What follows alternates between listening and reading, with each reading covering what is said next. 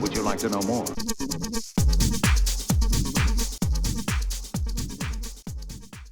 Welcome to episode 6 of Adventures in 3D Printing from Warmaster Podcast.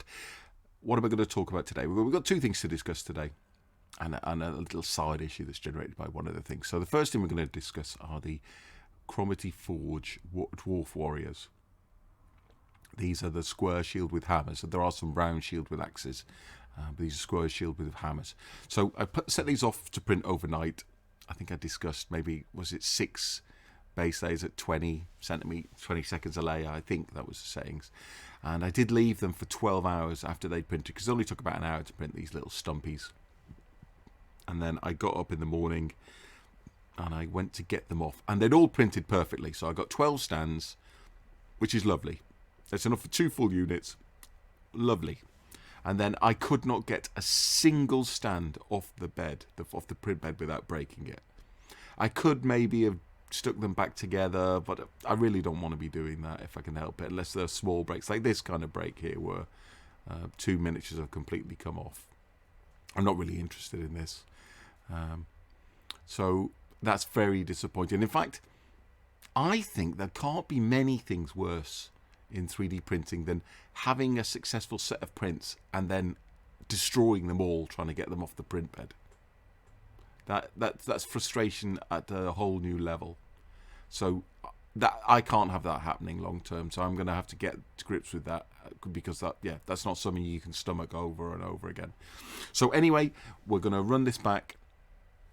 We're going to change the settings. We're going to do, I think we're going to do 4 layers at 20.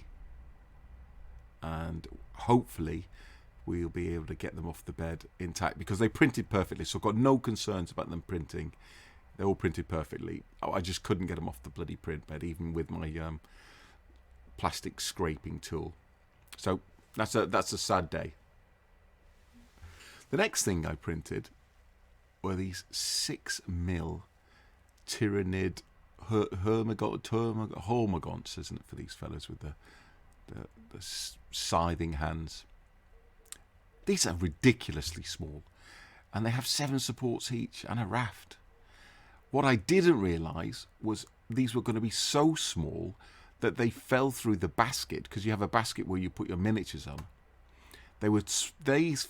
Even the bases were smaller than the holes in the basket, so I couldn't use my wash and cure station properly, because they would have just fallen through and then started getting bashed by the propeller that's in the bottom.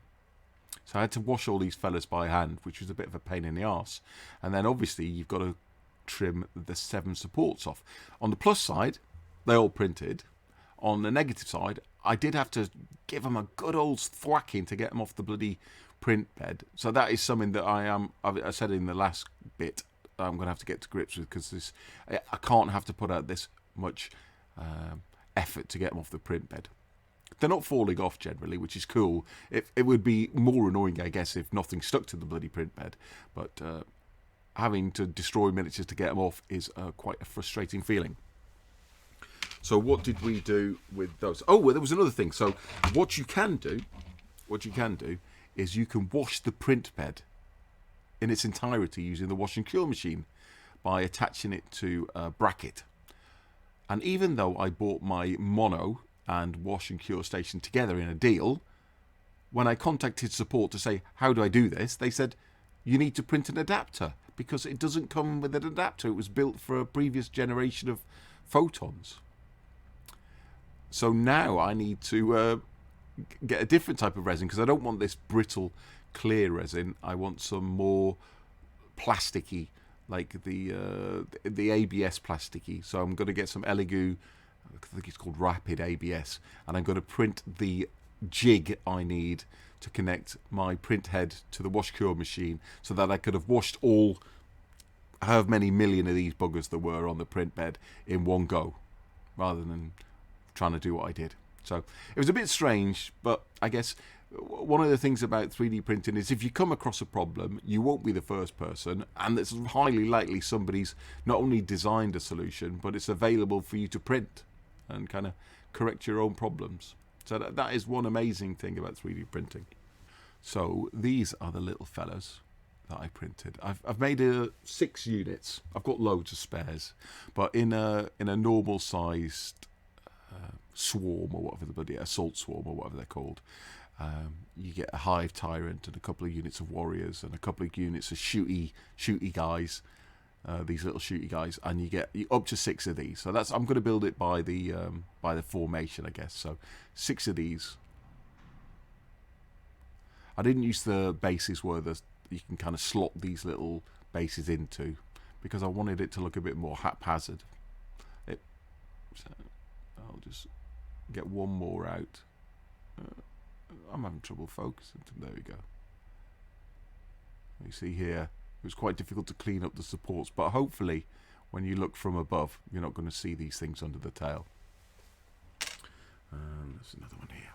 So just show you one more. I think they look fantastic. I think when I do what's going to be a quite basic paint scheme, they're going to look fantastic.